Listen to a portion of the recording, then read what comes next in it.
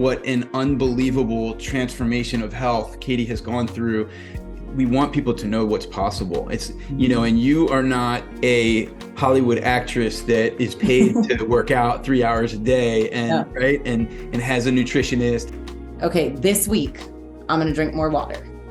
Next week I'm going to really focus on meal prep, right? And slowly kind of get yourself there so that you're mentally prepared. If you cut everything out cold turkey, you're setting yourself up for failure. Welcome everybody to our conversations with high quality healthcare practitioners. This is Ryan Diener with Holistic Health Associates. I am super excited to have Katie Harris on with us today. We have a very interesting history. Katie worked for us for a while as a front desk associate. She was fantastic at that job, but she has since gone on to do many, many other great things, including being a long-term teacher of seventh graders now. And all the while, the reason that we've brought her on is because she's also now a certified personal trainer. She works with a supplement line. And one of the things that you'll see later when we show you her before and after picture is what an unbelievable transformation of health Katie has gone through at a time when, she was working for us as a health center and was in, not nearly as good health, not even close, is an understatement, to where she is now. And just that there's all different ways to get to this goal. Sometimes it's through acupuncture and herbs and massage, and sometimes it's not. Sometimes it's just she found some things that worked for her. So Katie, thank you for being here. I'm really excited to chat with you today. Yeah, I'm super excited also. Yeah, good. So tell us just what happened. Give us a little kind of like story, because I don't think people realize what an incredible shift you actually went through. Just give us a kind of like where you were and then what you did. And then, we could talk about where you are now.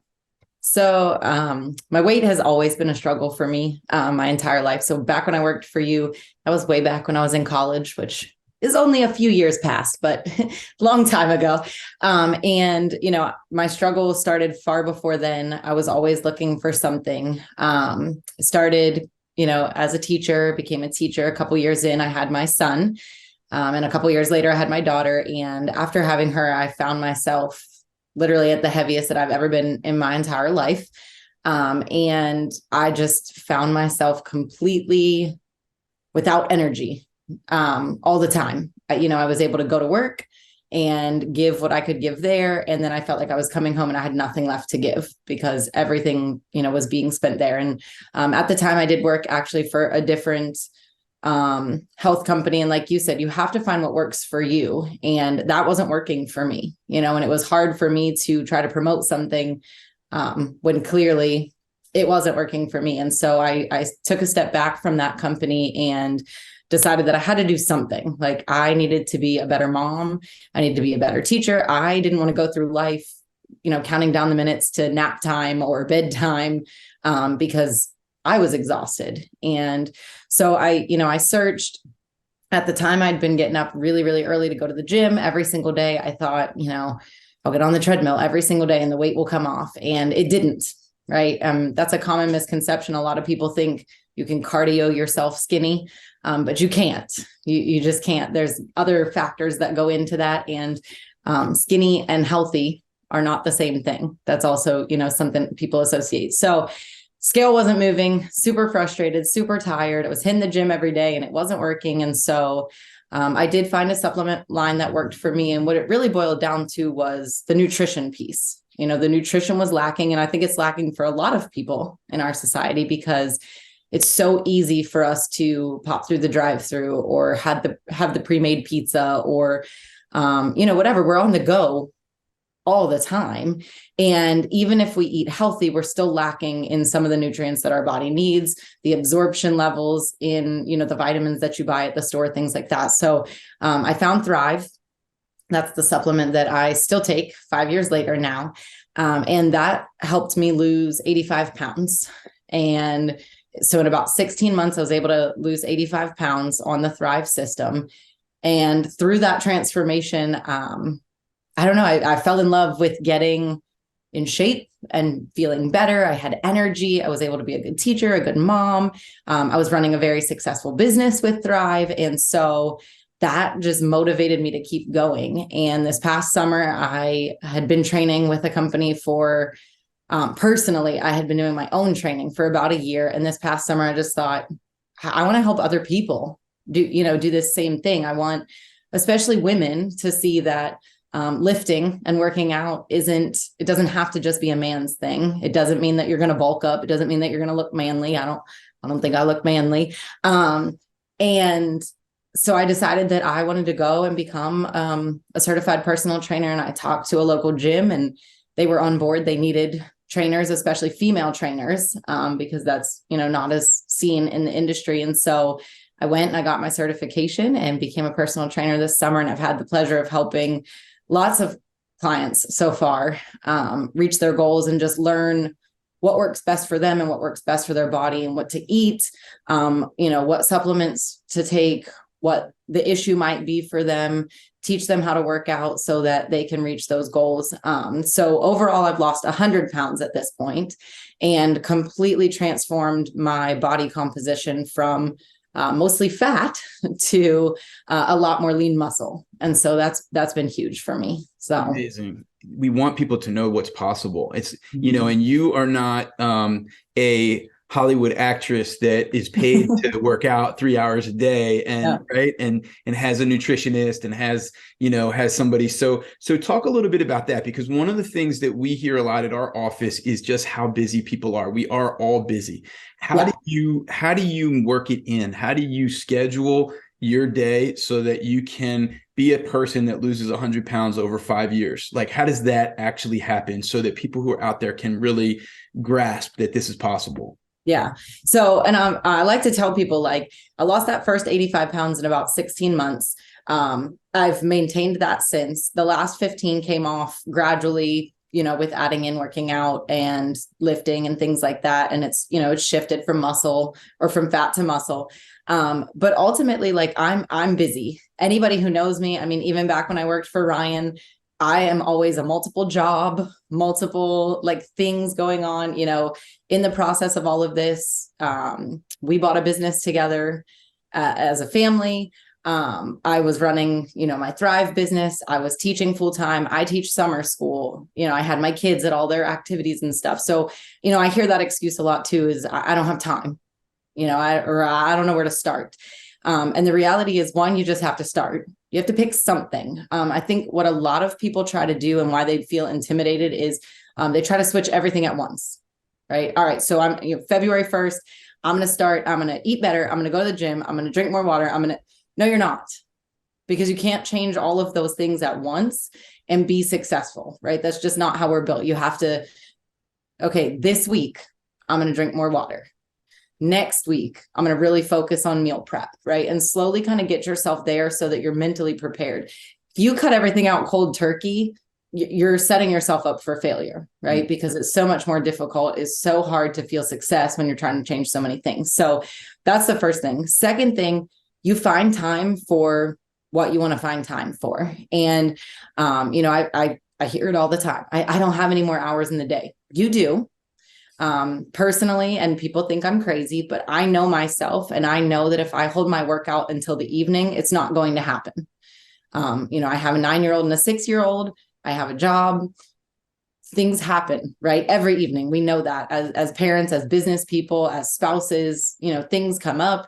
You don't feel like cooking. Something happens at the house. Something happens with the car, whatever. You're going to find an excuse if you want to find an excuse in the evenings. And so for me personally, it became getting up to do my routine in the morning. So I personally get up at 3:15, which I know for a lot of people, they're like, whoa, that's crazy. But I teach at a school that starts at 7. So I get up at 3:15. My workouts are completely uninterrupted. Nobody else in the house is awake. So there's no excuse for me not to complete it, because there's nothing there to keep me from completing it. And I can say I've successfully worked out for about 18 months every day that I was supposed to work out because of that, because of getting up at 3:15 to do it. So I work out 3:15 to about 4:15. Some mornings I do hit the snooze. I'm human, right? I don't get out of bed till 3:45, but I've built in extra time so that as long as I'm done by 5, then I can get ready for work, get my kids ready for school, do all of the things that I need to do. So on the flip side, I go to bed between 9 and 9:30. So I'm getting, 6 hours of sleep. On the weekends, I do sleep a little bit longer. I feel like you find what works for you. Some people need that full 8 hours of sleep, and that's fine. You have time for what you want to find time for. And so if working out is something that's important to you, you'll find time for it. And I think the other thing is a lot of people think that their routines have to be, I have to do 45 minutes on the treadmill, and then I have to do 15 minutes of this, and then I have to make sure I do a cool down, and I have to make sure your routine can be as small as 30 minutes. If you're doing nothing right now, 30 minutes is a huge change. So you don't have to carve out an hour and an hour and a half or, whatever. You can do something that fits into 30, 45 minutes of your day. We all have that to give somewhere. We even encourage at our office when somebody hasn't exercised in a while and they want to get back into it, 15 minutes, go walk. Anything that is that you can do something intensely for a short period of time, but do it consistently. And then whatever you figure out that you like, then start to, okay, I actually am getting a lot of results from that. Yeah. I'm going to do that for 30 minutes now. Oh, now I'm going to do it for 45 minutes. You will want to at that point. But what happens when people go in and then they start, I'm going to do cardio for an hour, is they do that once. And then a lot of times they're like, I'm done for the rest of this week. Yeah. I'll do it again next Sunday. And that doesn't work. It's the consistency over the duration that is always what we preach as well. So, I think to your point, like 15 minutes, 30 minutes, something that is short, but allows you to get into it and be consistent can lead to other things, Absolutely. Right. So, yeah, no, I can tell people, even as a child, like if I could somehow get out of PE class, like I was the chick that was getting out of PE class, like you needed a volunteer for something, pick me. I didn't like to exercise. I was very intimidated by the gym, even through college, even as an adult, I always felt like people were judging. I don't want to be there. As part of that was, being overweight. And I know a lot of people who are overweight, that's a struggle for them. They feel like, the person behind them is laughing at them for being on the treadmill or whatever. One, I can assure you that's not happening nearly as much as you think that it is, right? People are not there judging you. They started somewhere too. Their journey might have been very similar to yours. So get that out of your head, right? You're there to better your health. Who gives a crap what the other people think, first of all? Well, but second of all, they don't. And if anything, it's the opposite. If anything, people are very encouraging when you're in a gym atmosphere, no matter what, what you look like, people are often just supportive of the fact that you're out there. They know how hard it is for them, even if they're in good shape, so that I'm with you. And that's a self-sabotage that we all have. We're all harder on ourselves than anybody else is. Yeah. And I think that's huge. Like you said, 15, 30 minutes, whatever you can do, like get out there and do it. Just a simple walk for people who aren't active at all. Go for a walk around your neighborhood. The other big thing is accountability, right? Find someone who's going to hold you accountable if you know that you're not going to be accountable to yourself. As silly as it sounds, I post my workout every single day in my Facebook and Instagram stories. Anybody that follows me knows that. And I will tell you that if I don't post my workout, people are in my direct messages and they're like, are you okay? We didn't see workout pictures this morning. Right. So even if I forget, if I didn't post it, or I failed to post it for a couple extra hours because I got busy or whatever, those people are holding me accountable. Strangers are holding me accountable because they're like, wait, you post your workout every day. Where was it today? So find those people in your life, even if it's the strangers, right? Even if it's the people out there in social media world that that you can be accountable to. That makes a difference. Because I know in my mind, those mornings I hit the snooze, I'm like, but I still have to get up by a certain time because people are looking to me. Did she work out today? Did she do what she was supposed to do? Did she take her supplements? So that's part of my accountability to myself. Because even this far into my journey, it's easy to make an excuse. Of course, I want to hit the snooze, right? I'm not saying I love getting up at 3:15, but it's become a part of my routine. And so I think that's huge too, is find those people who are going to support you. And, unfortunately for some people, that's not the people at home. Right. As hard as that is to hear, you have to know that this is your own journey. If everybody at home is having pizza, that doesn't mean you have to have pizza. It also means that you're allowed to have those things, but in moderation. That's a huge thing that has changed for me, is just watching my portion size and knowing like, hey, I can have the pizza, but I don't have to eat 3 slices of it.